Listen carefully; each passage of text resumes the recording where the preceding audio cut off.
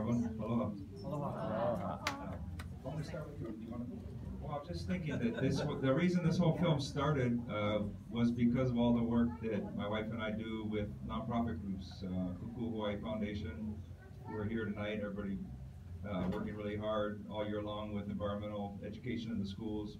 But when we tour, you know, sometimes I get these ideas, and Kim is really good about seeing them all the way through. And so a while back we said, wouldn't it be cool? When we first started doing shows, it was always, we'd have Surfrider Foundation, Heal the Bay, Heal the Ocean. Different groups would come and have a table at the front, and Kim would always be like helping to set up on even the small clubs, helping to set up the whole thing. And then as it grew, it became a thing where every show we would have more and more nonprofit groups. And the whole reason this film started, I was just thinking about it, was Five Gyres being at the shows. I don't know, do you want to mention anything about it? So some of the partners that we worked with to create this film, the main one, the film was actually a byproduct of a youth summit that we hosted in Bahamas at the Island School. So then, because we were going there for the youth summit, we said, well, why don't we do, and Five Gyres, which was one of the partners of the youth summit, and they had already planned a voyage over there, why don't we film it? So then we thought we should invite our friends Ian Cheney and Simon on the trip, because they can, you know, document it in a beautiful way. So then it was just like, who do we want on the boat with us? Well, we have to have this guy because he's so much fun. And we want to have Kimmy over there because just all the work she's done around plastics and conservation in the ocean. So it just really was fun to piece it all together with all of our friends.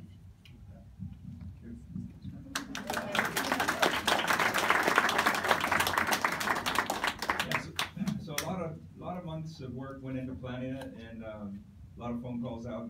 We were able to talk some friends into coming along.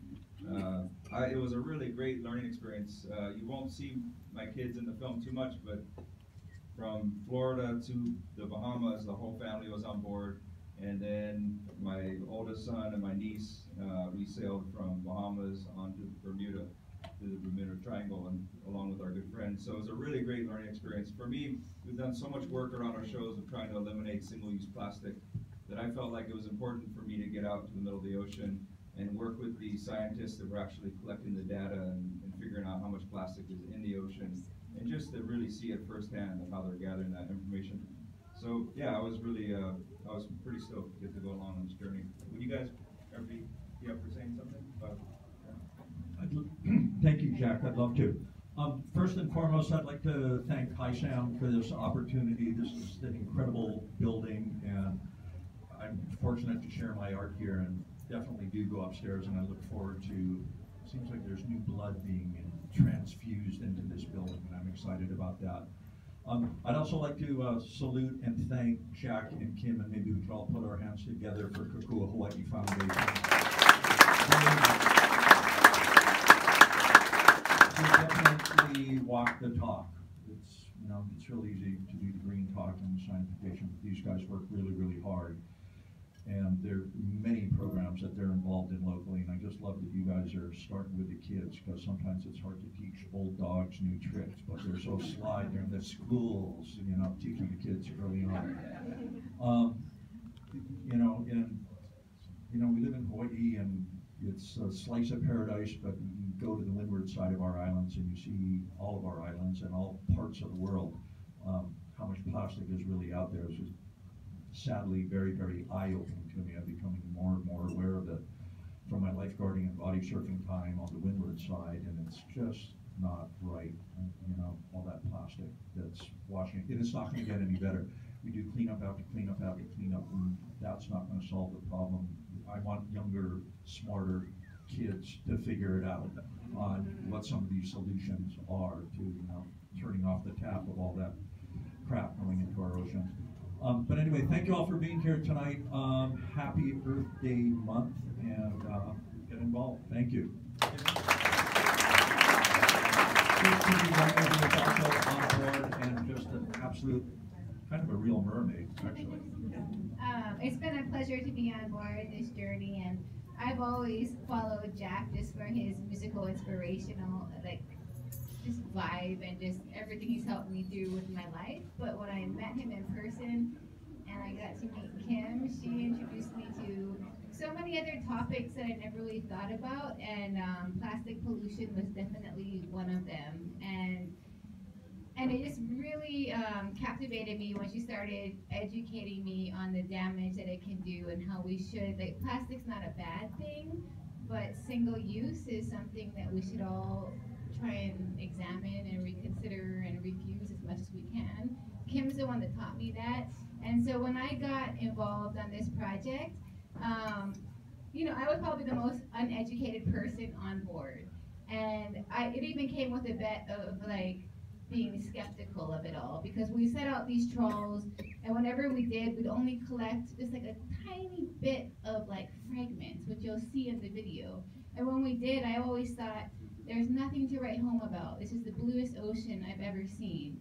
But when I did the math and realized that just putting out these trawls for an hour and collecting a tiny bit of fragments every single time, it really was a smog of the sea. It changed my life. It made me look at the whole world very differently. And so I'm very grateful for the Johnsons for just opening my eyes to things that are really important and helping me understand what we can do to reduce it.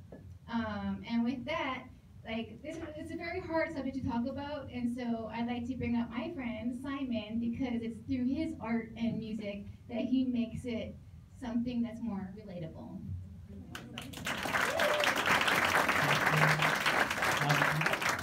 You won't see me really in the film. I'm swapping the deck for like a moment.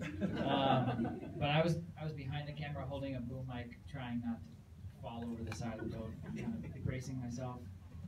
Also trying not to throw up mid-season. But I felt I work on a lot of film projects and music projects, but I felt super lucky to get to work on such an inspiring one with all these folks. They're amazing people and artists, all of them.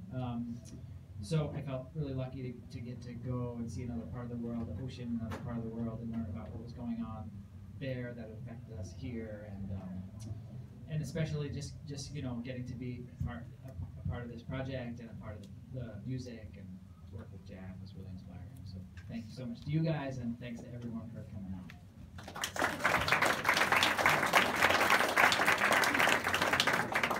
I just want to point out, when you hear the music in the film, he's so humble, but it'll say Jack and Simon together. We did the music, but really Simon did a majority of the music.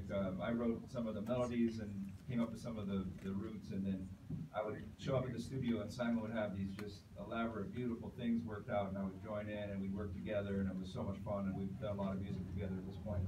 But anyways, when you hear the soundscapes, he paints really beautiful soundscapes in all of our friend Ian Chaney's films, and this is one of his films right here. Hope you guys enjoy it. It's called Smog of the Sea.